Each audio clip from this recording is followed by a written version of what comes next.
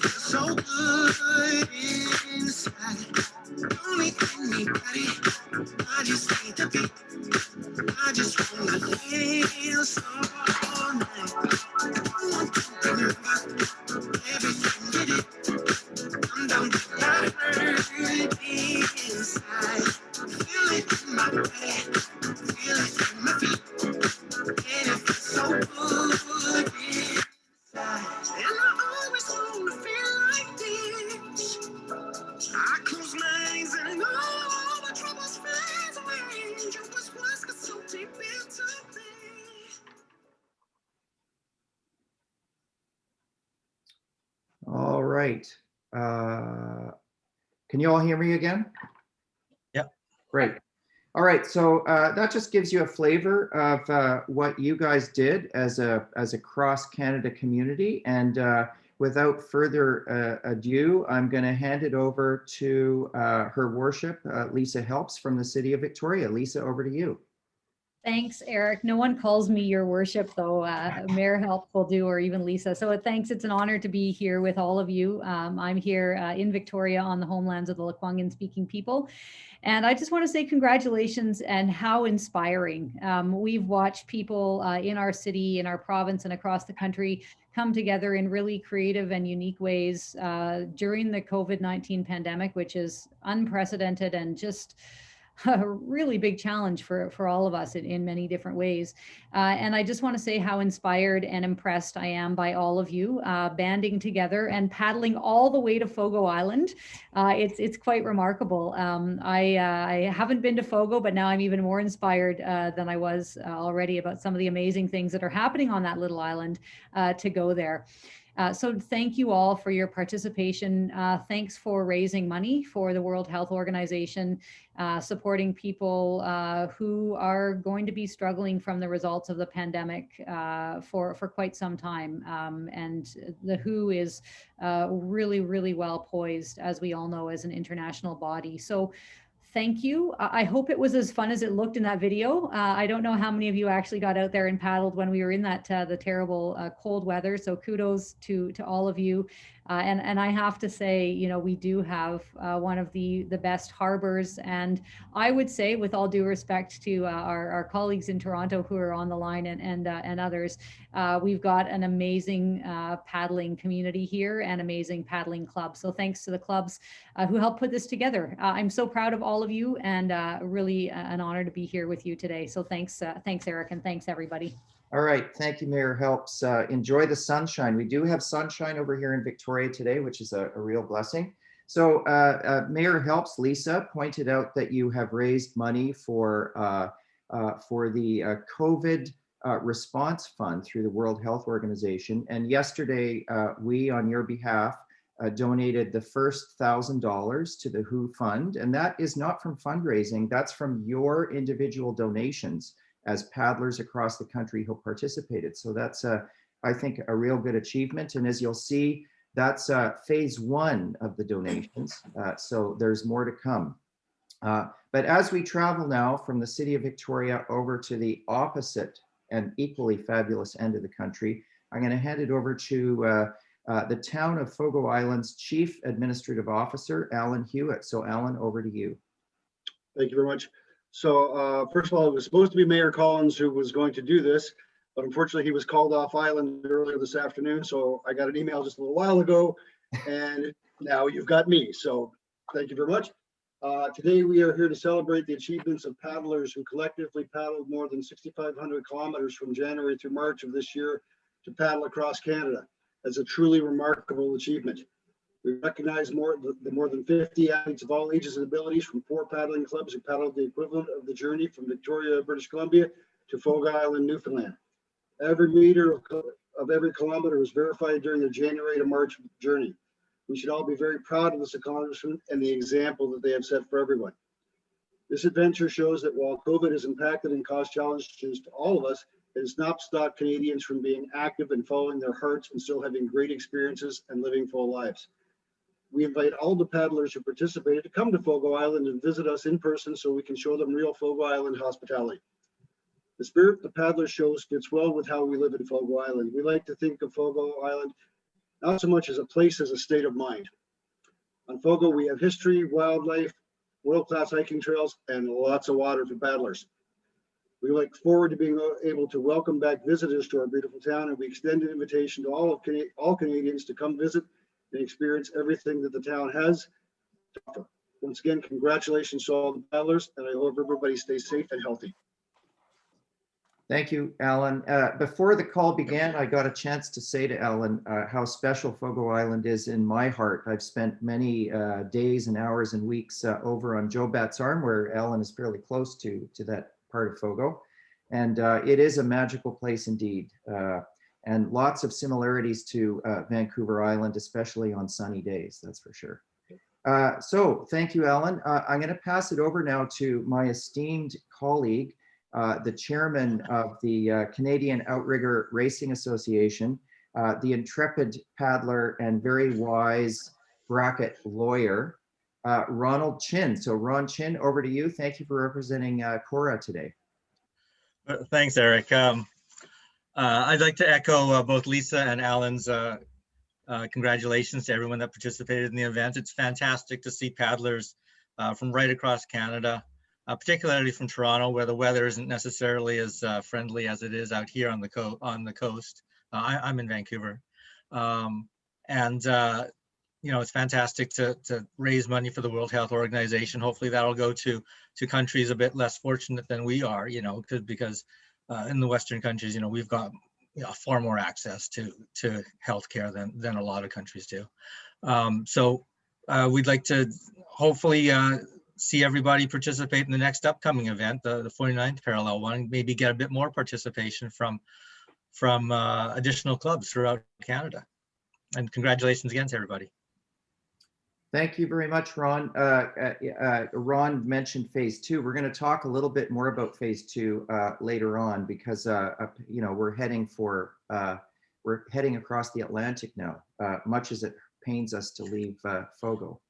And the Atlantic is not a hospitable place in the middle section. Better to stay on Fogo. But now that we're gone, we might as well talk to the paddlers who actually did the work. So I'm going to start again west to east, and that gives some of the Torontonians a chance to dial into the call, because I think some of them are at work, just like we're all at work. But we're going to start with, I think, with Wendy Isdall from Victoria. Now, Wendy, I know that Zoom is new to you, but I think you can wing it and do a great job. So Wendy, over to you. Well, thank you, Eric. I belong to a team group of seniors 55 and older, Dragon Boat. And this year, because of COVID, we were just starting our spring training and everything shut down. And I thought that was it and over for our team. But when it opened up again, FGPC was right on top with COVID protocol, and we were able to enter a few programs, and one of them was Outrigger, and I've never done OC1 before, and very few of my teammates, we talked each other up and we got in there and got into those boats, those little skiddy little boats, and we've become very proficient. And the club has been super innovative with these challenges. We did virtual time trials, and now we've done, we also did Movember, and we made more this year than we have in the past for funds towards cancer. And this, the Across Canada program was just a really good thing, and I thought we should all go as a team. So I belong to Team Momentum, and we are 55 and older, and we have put in 1,700 kilometers, and personally we're most of the team is on the water, but we have others in the ERG in the gym that are also contributing, and we're very proud of our group and how much time we've been on the water through the winter. It's been absolutely wonderful. And I can't believe I can actually do this all by myself. And those coaches out there giving us critique, it's a whole different thing than being in the Dragon Boat, because it's an individual thing. So anyways, thank you for the opportunity, Eric, that this club just continues to shine. Thanks. All right, Wendy, thank you very much. 1,700 kilometers is impressive on the part of Team Momentum. And I have to confess a conflict of interest. I am Momentum's coach. So, so they are a fantastic group of hardworking paddlers. And I'm very proud of them, as I'm just equally proud of Wendy. So let's move over to another Victoria paddler. I can't see her in the sea of faces, but I'm going to see if Yvonne Sharp. I see her now. So Yvonne, I'm here. Yvonne, over to you. Thank you. A real pleasure to be here, and I'm come more from the outrigger side, although I do Dragon Boat as well. What I saw, especially with the Cross Canada challenge, is a real way for us in single boats to connect not only with our fellow paddlers on the water here, but to imagine ourselves visiting other paddlers that we know as well across the country. And that to me was a real bonus, to be able to check out the map and see where we were, and to know that I was contributing and my fellow paddlers here were contributing to that journey, and to wave to people like Andrea, who had been our coach, who's now in Edmonton, as we paddled by.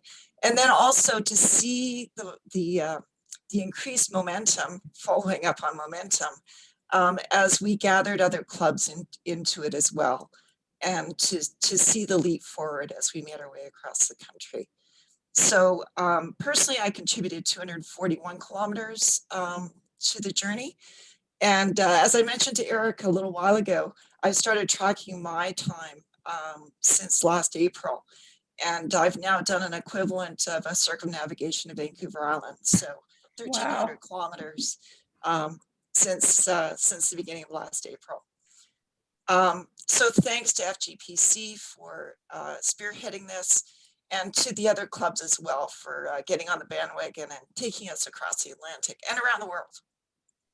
So thank you. Thanks, Yvonne. The fact that you've circumnavigated Vancouver Island, by the way, there are benefits to not actually doing that, because circumnavigating Vancouver Island is a very dangerous thing to do, and I would not recommend it. So stay local. Those of you who grew up with captains like I did, I would never have been allowed to do that, because my father would have been terrified for my life. Now, it's not entirely unsafe, but I wouldn't recommend it. So well done, Yvonne. And now we're going to move from Vancouver Island over to the mainland. And we're going to see if Kathy, and I think I saw her, Kathy Marr, who's representing the False Creek Racing Canoe Club, FCRCC. Many of you over here on the West know that club very well. And so Kathy, over to you. Thanks, Eric. I'm Kathy Marr. I am the outrigger rep for the False Creek Racing Canoe Club. We're based in Vancouver, and we've got a couple of locations. One is on Granville Island on False, where we paddle on False Creek, and the other is under the Broad Street Bridge, which is where our outrigger OC6s are stored, and we get access to the lovely English Bay. The club's over 30 years old. We have 3 disciplines: outrigger, dragon boat, and flat water, and we've got world-class paddlers in all of those disciplines who've got gold medals. We've even got an Olympian. We also have recreational teams, and that's how I got involved. I got breast cancer in 2005, and one of my coworkers, the first thing he said is, well, you're going to have to dragon boat. When you, I didn't know what he was talking about. So I joined a dragon boat crew in 2008, and it was a breast in a boat, the very first breast cancer dragon boat team in Canada, well, in the world.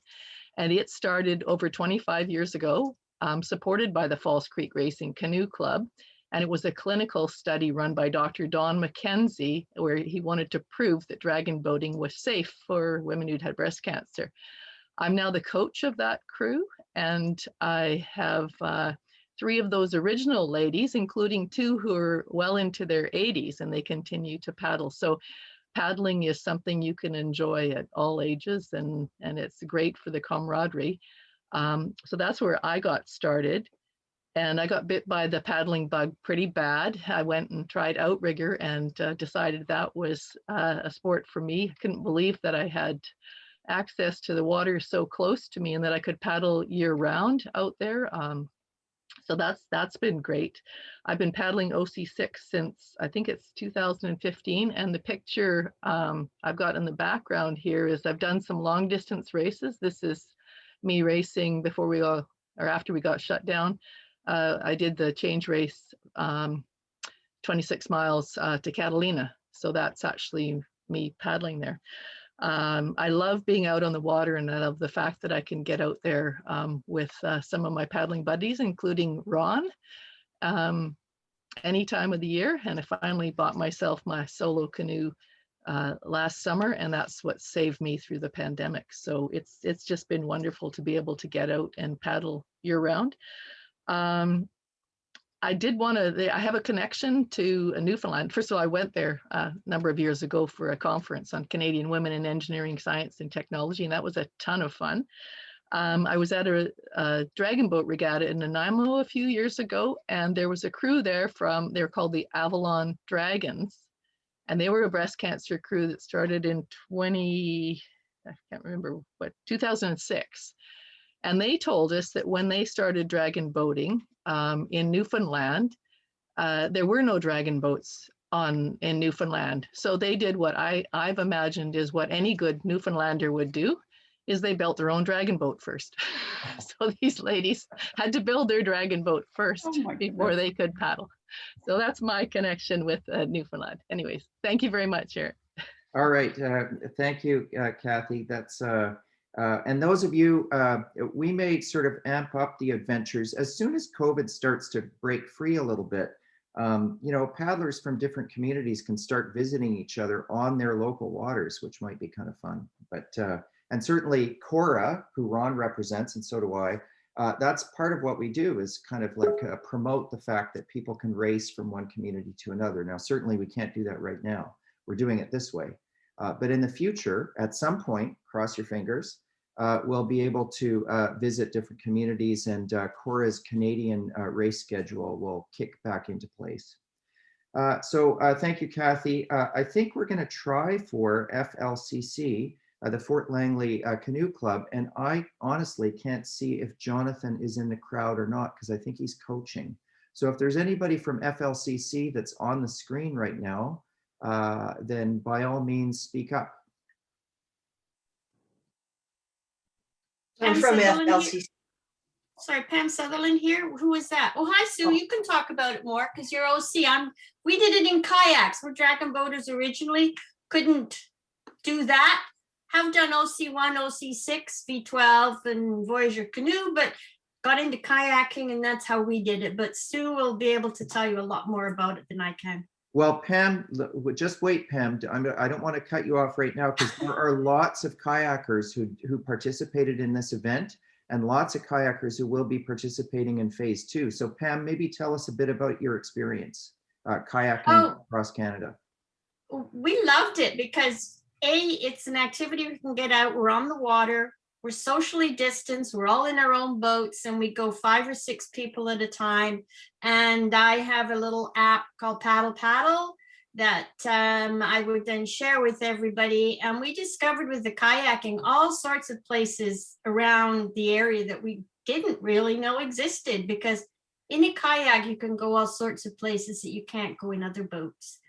And we did some ocean down in Blackie Spit, Crescent Beach, Belcara Park, but it's mostly on rivers and lakes, and we thoroughly enjoyed it. And when this came along, we were right there. So thank you very, very much to Fairway Gorge for organizing it. And we're looking forward to getting across the Atlantic. I've done that in a ship, didn't like it. I'm glad I'm doing it this way. Yeah, those are the people who sort of lurk YouTube and watch those sort of horror shows of cruise ships in bad weather. That's the Atlantic. That is the Atlantic. Yeah. Anyway. Oh yeah, I came across from Britain in 1961 in a winter crossing and was sick almost the whole way. So. Yeah, always check your fellow passengers for the scopolamine patch behind their ear, oh, just yes. so that you can actually get close to them. Not that we're doing that right now. All right, so Pam, who's the other FLCC person on the call, the Outrigger call? I always see Hillier, who has been very, very active in Outrigger, and Mayor Cox is there too. And I think Bob Anderson is on as well. He used to be the Commodore of FLCC, right. And is an amazing photographer. I'm not sure, I can't see everybody, but if one of those wants to talk about the OC, go for it. Somebody else should talk, because I'm not very interesting. Oh, Sue, come on, you're tagged now. Go ahead, Sue. I really want to thank you guys for including the other clubs, because this has been really awesome. When I'm out paddling, it just makes me go a little further than I might have otherwise when you're trying to log some miles or kilometers, I guess. So I've mostly been paddling with Mayor Cox, who's here on the thingamabob. Anyways, just really, really enjoyed it. I happen to have bought my own boat a couple of years ago, so I could always get access where people getting club boats, sometimes they're all out and they can't go. So best investment I ever made was buying my own OC1. Yeah, and look forward to going across the Atlantic next. Yeah, so thank you, Sue. So yeah, don't forget, we are going to talk about phase 2, and there's some special perks involved in phase 2 that we can at least hint at today. But we're going to take a giant leap. Now, I know there are folks in Edmonton and a few other clubs that that didn't officially participate in phase one, and I know they're on the call right now. So certainly we are going to be inviting more clubs, because as you know, circumnavigating the globe is bigger than Canada, as shocking as that might seem. But there is the rest of the 49th parallel that we still have to do. So it does wind up, one of our staff people, Marcus Krieger, who's an inveterate mathematician, did the calculations, because you can't really find it very easily, but it's about 27,000 kilometers. So we're already close to 7, I think. So we've got about 20,000 kilometers left to go. But I'm going to move over across the prairies over to our favorite city, Toronto, at least one of my favorite cities.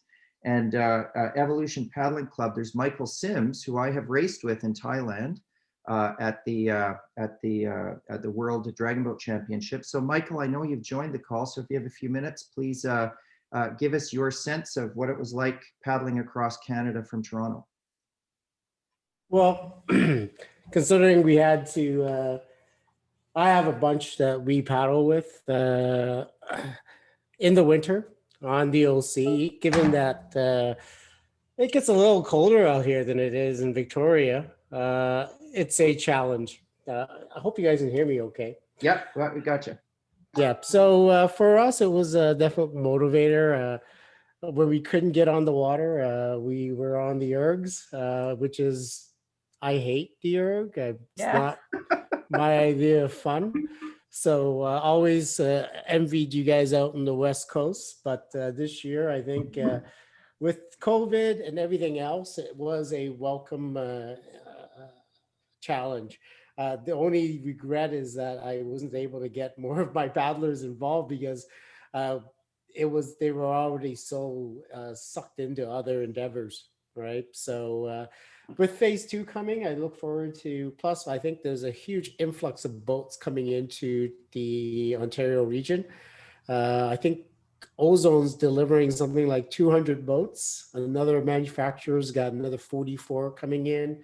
And yeah, so the outrigger scene in Toronto is really starting to, it's really starting to develop. It's going to be really busy. So I'm hoping to bring these guys in. Even within our club, we're going to have like 30 people on the water on outriggers instead of dragon boat practices, they're all going to be on OCs, right? So and that's twice a week. So it's, I don't know how we're going to do this. Right, but definitely I think it's good for the community overall, and having this challenge in front of them will definitely I think it will be inspiring to push them forward. Plus now I get to use the rail tape on the front of my boat as an icebreaker. So Mr. Sim, I think you actually had pretty good weather in Toronto this winter, didn't you? Like, you weren't frozen over. We just moved our launch points, right? Our typical launch points basically did freeze over. And then we just moved to areas of the lake where there was constant current, right? But even then, yeah, it was challenging. A couple of us did get locked into the ice when we paused a bit. So we would have to, we couldn't make a lot. And plus it'd be so cold that anything beyond an hour, even with dry suits and very thick neoprene gloves, like wool socks with 7mm boots, it was not gonna keep us warm enough, right? So we were limited to 1 hour sessions thereabouts, which got us around 10K. So I was pretty happy about that. So we were boogieing when we weren't freezing our butt off. It's only bad when you stop. Well, Michael, let that be a lesson to all of the momentum paddlers on this call in Victoria that, it's hard to complain when Michael and his troop actually get stuck in the ice when they stop. So if that's not an incentive to shorten your rest breaks, I don't know what is. There you go. All right. Yeah, Michael, thank you very much. Is there anybody else who's dying to talk about their experience before we move on to talking about phase 2? All right. Okay, I know that everyone had like pretty incredible experiences over the winter. And what I appreciate, and many people have spoken about it, including our guests from Victoria and the town of Fogo, is the psychological discipline that it's taken people just to stay the course. And I know that lots of people in various communities across Canada are flagging, but you guys are not. And I think it's because you have a sense of project, not just for this, but in your lives in general. And I think that's a resourcefulness that you can call upon that you know is there. And that's a tribute to each one of you. And for that end, because of that, we've designed phase 2. And phase 2 really is kind of a continuation of what we've already done. It's an achievable number of kilometers. We've sort of gamed it out. And it is, there is success at the end of this. So what we've done is Paul Barton and Paul Bucci on the call are calculating the kilometers on a daily basis. And as far into the Atlantic as we've gotten by the end of today is where our starting point, that's the new start line. So that new start line, just to be fair, because there's lots of Michael's paddlers, for example, with their 40 or 200 new boats, whatever it might be, some of them may want to participate as well. And as the weather gets better, there may be more OC1ers, or as Pam has mentioned, kayakers, or God forbid, sup paddlers, you never know. But we'll have more paddlers who are joining, and we really encourage club managers and club operators to join so that someone like Pam can select her club. And the whole point of it is to contribute half of the net proceeds, which are, I think the percentage we're drawing off to cover credit card costs is like 3.5%. So it's not a huge amount. So half of the proceeds go to support clubs who participated. And so far this, for phase 1, that was FGPC, Falls Creek, FLCC, and Michael's, Mr. Sim, his club over in Toronto, Evolution.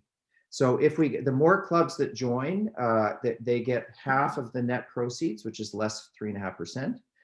And then the other half goes to the COVID global COVID response fund, which supports, as Ron said, countries that are a little bit less privileged than we are. I don't know about you guys, but I feel lucky to be a Canadian every day. I know that lots of us are encountering hardship, but boy, oh boy, it's not like other places of the world that are struggling with challenges that we can't even begin to imagine. So the WHO contributions are a gesture on the part of all paddlers that we recognize our place in the world. And yes, we're having a tough time, but we're thriving, relatively speaking. So as of tomorrow or today, I'm going to have Paul Barton talk about how the registration is going to go. I know I'm springing this on you, Paul, but maybe just chat a little bit about what people are going to see and how they register. So Paul, over to you. I'll apologize right away for the jackhammer in the background, but it's a very busy part of Vancouver here that I live in. So if anyone that participated in the previous challenge will really not notice any difference. There'll be a new registration form, but it works the same way. It's a shopping cart that they fill out and send. And as soon as I receive it, I send the submission form, and that works the same way as well. And as we add additional clubs that are officially involved, then you'll be able to select your club from the list. If the club doesn't officially register, then we include it in our Fairway Gorge numbers until such time that we get instruction not to. But other than that, there'll be no real difference that anyone will notice. I have to say that there have been some days that my mailbox just overflowed with submissions. It's just incredible, especially someone that spoke today, Ms. Isdall. I have never seen so many submissions. It's amazing. And you can see from the stats that Eric may or may not be talking about today, but definitely lots and lots of submissions. So keep them coming, which is great. And other than that, I don't think I have too much more to say, because like the process, like before, is the same. It's just we're going a lot farther, and I'm not sure how much longer we're going to go for. I don't have, Eric, are we going for 3 months or more than that? Or what's the, In terms of our prediction, we hope to have this completed by the end of August. So thank you, Paul. We hope to have it completed by the end of August. It depends on how many people join, but we're convinced that end of August is probably, in fact, I kind of the 15th of August, we have a special event forecast for the sort of middle of August, which you'll hear about a little bit later. But in the meantime, let me just say that this time there are prizes. So the first section was just more about the joy of paddling, and that joy will continue, but we're adding a few sort of special treats that I think are really awesome. They're all from the Royal Canadian Mint, at least the grand prizes. And they're all, what's important to me is that they're all struck with 2021. And I think that's really important that we have this year, because the Mint, has this inventory of various dates, but these are 2021 coins.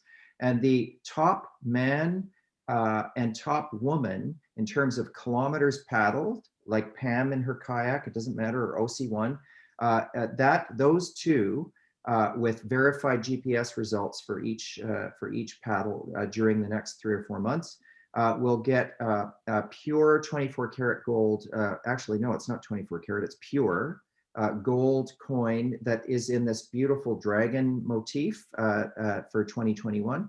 And then a second prize will be a blue nose pure silver coin, again 2021. And then there will be another coin from the Mint for the bronze or third place in each gender. And then as we proceed, we will be collecting prizes that will be drawn by all participants that everyone will get a chance to win. So if you're not the first, second, or third in your gender in terms of overall kilometers, there will be random prizes throughout the 4 months that will be drawn by people who have registered. So let me just say that the registration, it's not about, it's a donation that you make, either 25 or up. Some people choose to donate 250 and a few have donated more. So you donate through the shopping cart. And then again, that donation is split between a registered club that you choose, that you represent, and then the other half goes to the WHO COVID response fund. So I think that's about it. We're at 10:40 right now, so we're just about bang on time. I had a couple of nuts and bolts questions and one thing to say, if it's okay with you. Yeah, go ahead, Paul, over to you. Okay, so first off, thank you to everybody who participated, and thanks, to Toronto and Langley and Vancouver for hopping on board with this project, because I realize it wasn't entirely new. It was a great project, but it was great to have partner clubs. So for the next event, I imagine that we're going to want our partner ambassadors to reach out to clubs in their area and so forth to try and get more clubs involved. Eric, is that the case? Sure, of course, yeah. Right, and are we limiting to just Canadian clubs, or are we going to try and get some international clubs involved? No, I don't know. I mean, that's up for debate, but the poetry of it is really a Canadian. I like the idea that it's a Canadian initiative, personally. Okay. So, yeah, well, that's it. But yeah, thanks again to every other club that participated. It really was exciting to watch the mileage add up so quickly, particularly near the end. All right, thanks, Paul. Without to let you guys go back to your regular lives, let me just say that this particular little celebration, there's no fireworks or anything, but we are recording it and we'll post it so that you can look back on it and see your happy faces. And you can edit mine out at will, as you wish.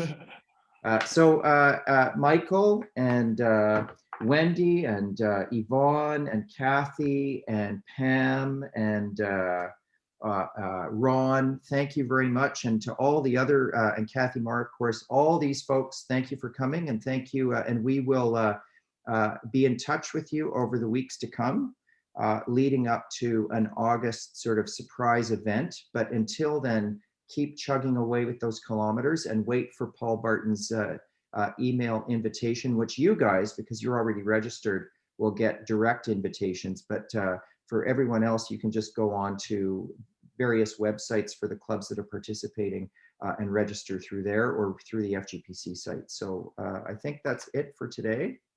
Thank you, everyone. Thanks, Eric. Ciao. Thanks for setting this up. Yeah. Bye, everyone.